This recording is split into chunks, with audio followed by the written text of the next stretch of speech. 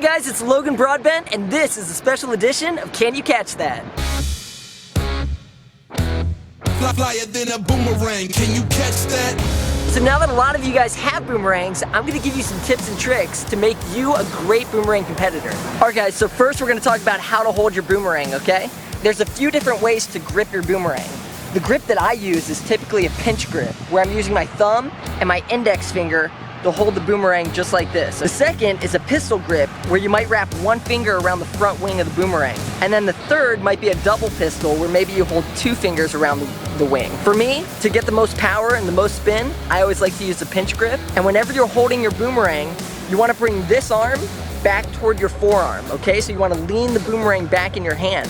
That's what's going to give it even more spin, even more snap, and get it to return even better for you. You always want to make sure that the top side of the boomerang is facing you. The top side may have a sticker on it, maybe it's a painted side, or it'll have the curved airfoil that you can see on the top side, okay? Most boomerang makers will sign the back of their boomerang, so you know that's the side that should be facing out. Now that we know which direction we're throwing, we need to think about how we're going to release our boomerang. Almost all boomerangs in the world are thrown perfectly straight up and down, all right? So you want to throw your boomerang nice and vertical. Some boomerangs you can allow just a slight bit of layover, so you tilt it to the side. But generally you want to stay as vertical as possible. Now let's talk about some issues that you may be facing when you're throwing a boomerang, okay? Sometimes your boomerang may be flying too high, okay? So it may be staying up in the air a long time and not coming down, or passing by you.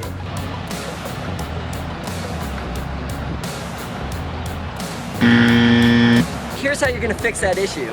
You actually want to give the boomerang what we call anhedral, where you bend the wing down without giving it positive angle of attack or negative angle of attack, so without twisting the wing.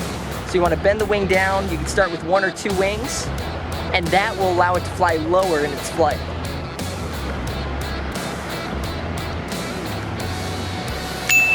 So if the boomerang's flying too low, you do just the opposite. You want to bend a wing up, and that will get it to fly a little bit higher for you.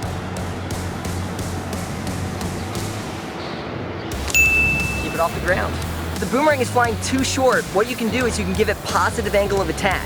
And what that means is if you're looking at the wing this way, you're going to twist the wing counterclockwise for right-handed throwers, and you'll actually twist it clockwise for left-handed throwers. But what that's going to do is it's going to allow the boomerang to generate actually more lift and get it to turn quicker in flight. It may also slow down the spin rate a little bit, so this will shorten the flight. Now if you actually want the boomerang to travel further, you can actually take out some angle of attack or give it negative angle of attack. For right-handed throwers, it means you're going to twist the wing clockwise, just a little bit. And for left-handed throwers, if you want the boomerang to go further, you can twist it counterclockwise, okay? So let's see if we can get this to go just a little bit further than it was going before.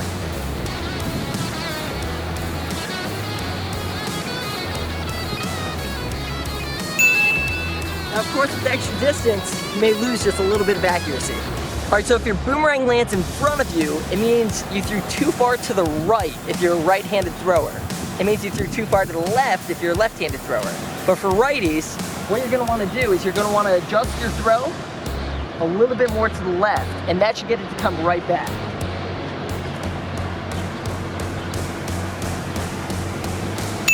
Now if your boomerang actually lands behind you, it means you threw too far to the left or too far into the wind. So you want to adjust your throw a little bit more to the right. So let's say I was throwing right here and the boomerang landed behind me. I'm going to turn just a little bit to the right and make my adjustment. Alright, so there are a few tools that you have to have in your boomerang kit in order to be a great competitor. First are rubber bands. Alright, so I always have a multi-pack of different varieties of rubber bands in different sizes. Obviously a very thick, larger rubber band is going to create more drag when I wrap this around the wing of a boomerang. It's going to slow down the spin rate, and it may even get the boomerang to travel just a little bit further out in flight.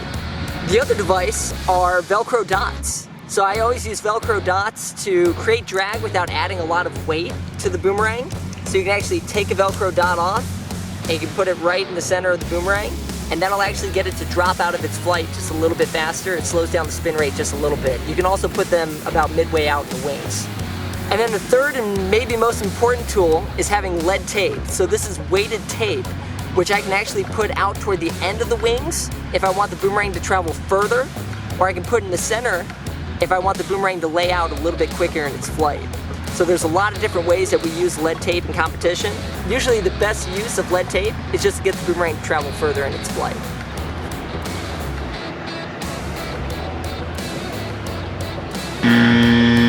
But what I'm gonna do is I'm actually gonna add a rubber band to the wing of the boomerang, and that is going to create drag. It's gonna slow down the spin rate and get it to drop out of the sky just a little bit further. Now the boomerang may travel a little bit further if I put the rubber band out toward the end of the wing.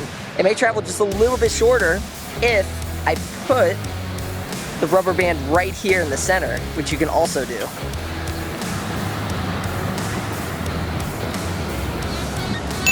And you notice that makes it drop out of the sky a lot faster, won't blow by you in the wind. So I want to create drag without creating a lot of weight on the boomerang. So I'm just going to add a couple little Velcro dots on here to disrupt the airflow over the wing. Let's see if that gets it to drop out of the sky.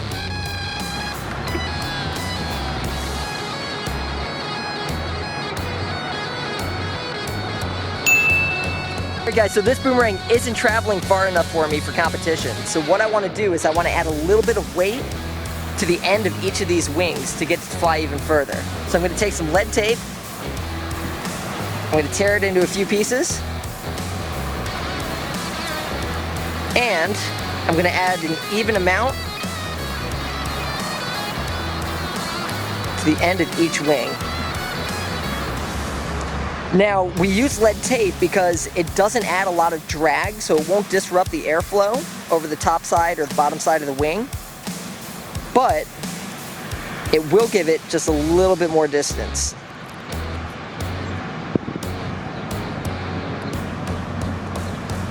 I always put my lead tape on the bottom of the boomerang, but you can put it on the top.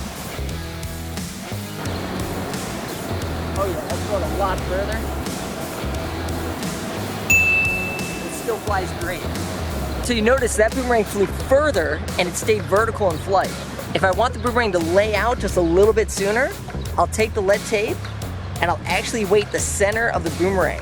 This will allow it to fly with a really nice hover so that I can do some cool trick catches. Let's see how that works.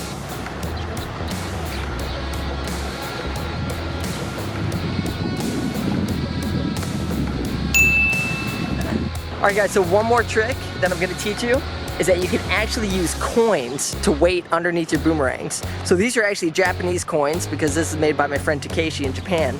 But you'll notice this has coins, rubber bands, and tape to allow drag and get it to fly exactly the way I need it to in an event called accuracy. So sometimes your boomerang may look like it's coming back and then it might just land way over here to the side of you. And it's probably because you're just not throwing hard enough. To fix that, make sure that you're gripping your boomerang nice and hard and that you're bringing this arm back to give it plenty of spin to get it to come around, okay? You're gonna step with your left foot. If you're a right-handed thrower, make sure you get plenty of power.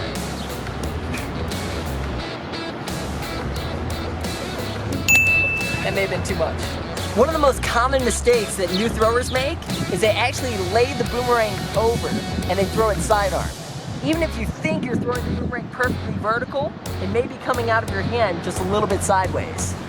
And the way you'll notice that you're laying it out is the boomerang is gonna shoot straight up in the air and then come crashing down. Here, I'll show you what it looks like.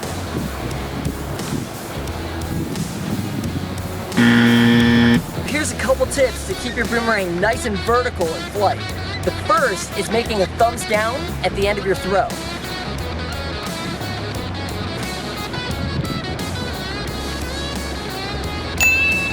By making a thumbs down, you're keeping your wrist from turning outwards and laying over the boomerang. The next trick is actually leaning way over to the left to keep the boomerang vertical.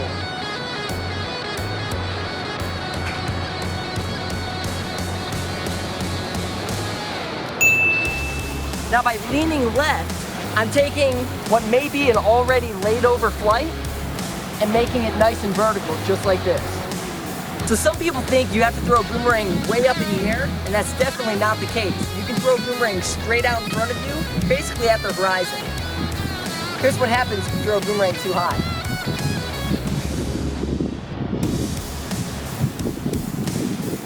That's not coming back.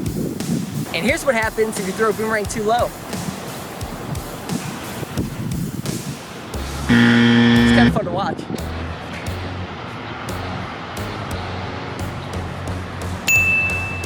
Alright, now you have all the tools you need in order to become a great boomerang thrower. Thank you so much for checking out my video. If you have any ideas for new trick shots, or if you have questions on how to throw and catch your boomerang, leave a comment below. If you want to subscribe, click right here. If you want to check out a couple of my other trick shot videos, click right here. And make sure you check out LoganBroadbent.com if you want to get a boomerang of your own. See you guys soon.